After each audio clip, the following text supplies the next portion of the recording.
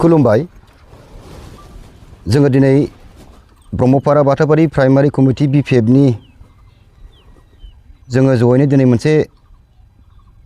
थांखि लादों हाबाफारि लादों बेनो जाहैबाय जोंहा फैबाय थानाय 2026 इं मायथाइनि जे जानो गोनां आसाम विधानसभा इलेक्शन बे इलेक्शनाव जोङो जोंनि जायबादि केन्डिडेटआ जोंनो मोजां खामानि मावनानै होनो हागोन जों दा बेखौ जोंनि प्राइमारि कमिटिनि सिङाव थानाय पेरेन्ट युथ वमेन आरो BSU आरो लोगोसे गासै रायजो राजाजों ज' लोगो जानानै मोनसे सासे गोदान बिजाथि जोङो सायख'नाय जादों बेनो जाहैबाय जोंना जाखांफुनाय राफोद दैदेनगिरि बेनो जाहैबाय मानाव गेदेर मुस्रिमा सेवलि महिलारि बिथांखौ जोङो जोंनि प्राइमारिनिफ्राय फैगौ आसाम विधानसभा बिसायख'थियावहाय जोङो टिकेट मोनजानो लुगैदों बिनि थाखायनो जोङो दिनै जोंनि प्राइमारि कमिटिनि गासैबो उइंस आरो रायजो राजा ज' जानानै जोङो दिनै बे प्रेस मिटखौ होनाय जादों मानो होननानै बुङोब्ला थांनाय 30 बोसोराव जोंनि बारग' MLA आरो बेजों लोगोसेनो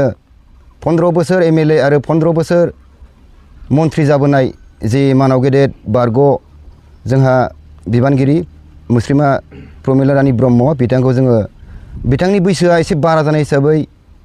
जोङो बिथांखौ एसे थाथ'जानो लुगैदों बिनि थाखायनो जोङो जोंनि ब्रह्मपारा बाथाबारि प्राइमारि कमिटिनिफ्राय जोङो सासे राफोद दैदेनगिरि जोङो मानाव गेदेर मुस्रिमा सेवलि महिलारि बिथांखौनो जोङो जोंनि हाइकमान्डनिफ्राय जोङो टिकेटखौ होजानो लुगैदों मानो होननानै बुङोब्ला थांनाय 30 बोसोराव जोंनि बारग' मन्थ्रि एबा बारग' MLA बिथाङा जोंनो जोंनि ओनसोलावहाय मोनसे मुंख'जाथाव जोंनि गेजेरावहाय मोनसेबो खामानि मावनानै होनाय जायाखिसै बिनि थाखायनो जोङो फैबाय थानाय समावहाय जोंनि ओनसोलनि जे मोजां मावनो हागोन बादि केन्डिडेट जाय बिथांखौ जोङो एसे सिगाङाव बुंबाय मानाव गेदेर सेवलि महिलारि दा जोंनिफ्राय बिथांखौनो फैबाय थानाय इलेक्शनाव जोङो केन्डिडेट हिसाबै जोङो लुगैदों बेनि थाखायनो जोङो दिनै जोंनि BPFनि हाइकमान्डनिसिम जों बेखौनो गुरै खावलायदों जाहाथे जोंनि मानाव गेदेर सेवलि महिलारि बिथाङानो टिकेटखौ मोननो हायो दा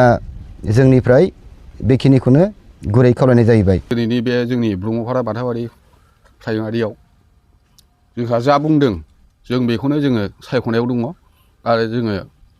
थांनाय सिगाङाव मावनाय फैनाय बेखौ जोङो मानसियाबो बैसो जाबाय दा बेनिफ्राय मावग्रा दा गोदान ओंखारदों बे सेवलि बायदिखौनो जोंनि बे ब्रह्मपारा बाथाबारिनिफ्राय जोङो लुबैदों बेखिनिखौ बुंनानै